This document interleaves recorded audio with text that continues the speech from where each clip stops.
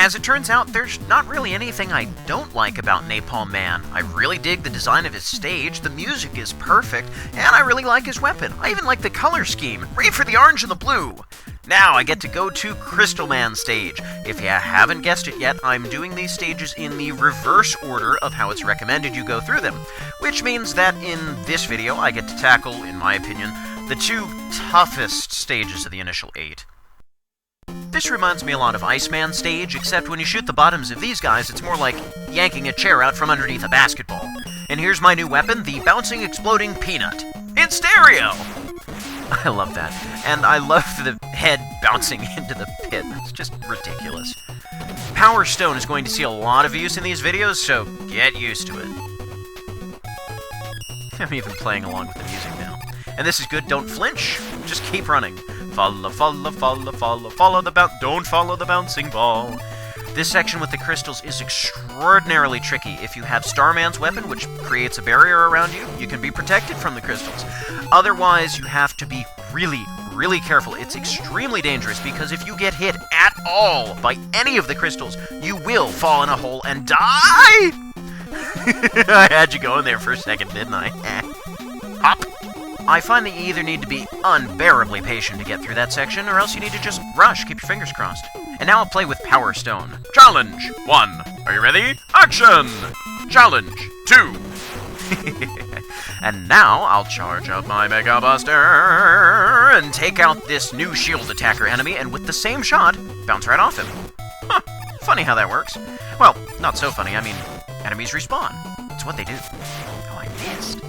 And I love how this next screen turned out. That is my challenge to you. Destroy all 3 of those enemies without getting hit using just one shot of Power Stone. Good luck.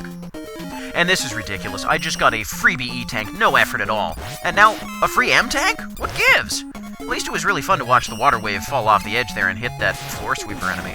And remind me never to have Mega Man be my exterminator, because any exterminator who has to kill mice using explosives is clearly unstable. Whoa, that V would have been a bad thing to miss. I like to have water wave through here because it makes destroying these enemies much less painful, because if you're not prepared for them, as soon as they compress, start sliding around, it's really tough to hit them with the regular blaster. You usually need to charge up if they're on the same level as you. I love this. Raining down napalmy death on my enemies. What makes Crystal Man stage so challenging is that if you're not prepared for what's coming next, you will either get killed or very badly mangled. That's usually how it works. And Crystal Man is no walk in the park either. Unless the name of the park is Crystal Man Wants to Kill You Park. Personally, I spend more time trying to dodge projectiles than actually trying to hit Crystal Man, and hitting him is tough enough because he likes to leap so high up in the air that you can't even hit him with your blaster anyhow. If you get into a jam, you can use Charge Kick to slide through the bouncy crystal bits, but, I don't know, maybe that's cheating. Maybe not. I don't know, I see it as a viable option. And it can be done to defeat him without getting hit, and to use your Mega Buster. It's a lot easier with Gyro Man's weapon, which you can actually aim into the sky. But, see, it can be done. There he goes with his wiggly victory dance. Okay, Crystal Man is down. Crystal Man is down! And I have his weapon, which sadly is about as useless as Power Stone. That is, if you don't know how to use it, or if you know how to use it but can't figure out any reason why you would use it, it's pretty useless. But Crystal Eye, which sounds like a bad James Bond movie knockoff, is actually very powerful and can be used very helpfully in a lot of different places. The key is you need to experiment and play around with the weapon, and unless you like goofing around like I do, it's usually not worth it to do that.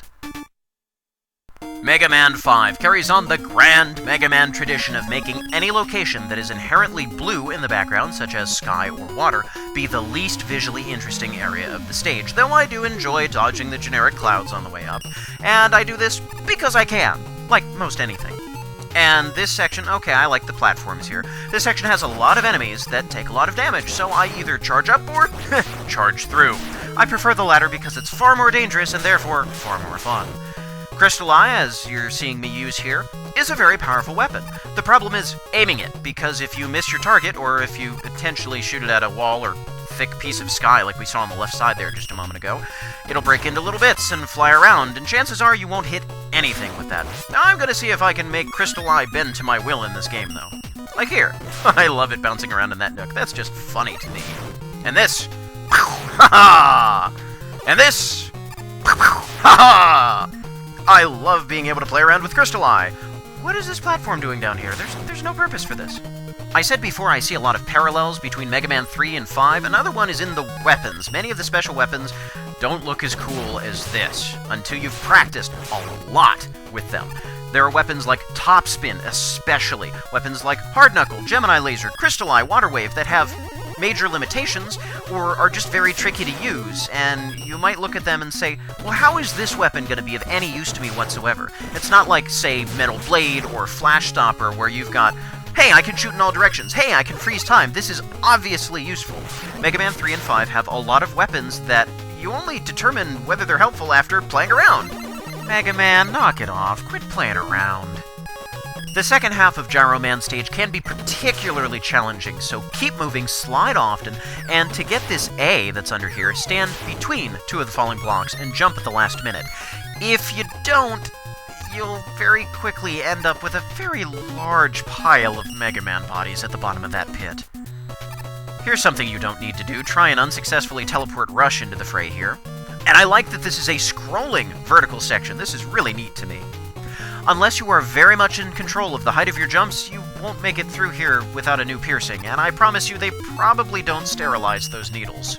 We must be playing rock, paper, scissors again. You remember how paper beats rock? I'm convinced these enemies are shooting crumpled up pieces of paper at me. Stop being powerless, Stone. Be awesome! Yes! That's what I'm talking about! And honestly, if these were giant octopus enemies like in Wave Man stage, I'd start calling them Roctoblocks. Ugh, that was awful. I'm sorry, you don't need to take that. Hey, but Water Wave is fun to watch. Anyway, now we're going to fight Gyro Man. And I say we because I'm dragging you into this. I don't want to fight him alone. Throws a spinning green tomato at me, and then he escapes up into his pool of tzatziki sauce, and then he... Oh, wait. Wrong Gyro Man. Sorry. Actually, he's not that bad to fight with the Mega Buster. He has a discernible pattern. You just need to fight him a bunch of times to get a feel for it. But when he's on the ground, keep your distance and react to him. When he's up in the clouds, just keep moving, because if you stand still, he'll flop on you faster than the Adventures of Pluto Nash. So, always on the move. You must be. I like the cloud cover in here. It adds an extra layer of complexity to this battle, which is always nice. I always enjoy it when the level geography messes with the balance of the battle a little bit. Oh boy, what did I get? What did I get? It's like Christmas, except I don't unwrap anything. I just stand there and change colors. Ooh, Rush Jet, that's a good thing. Now, if you've played this game already, you might be wondering why you should even bother looking at the password screen and other things where I'm not actually playing the game. Well, I'll tell you why. My incredibly fun audio commentary. What were we talking about again? Oh, right, we're going to Gravity Man stage now. Ah, yes, perhaps one of the most fun stages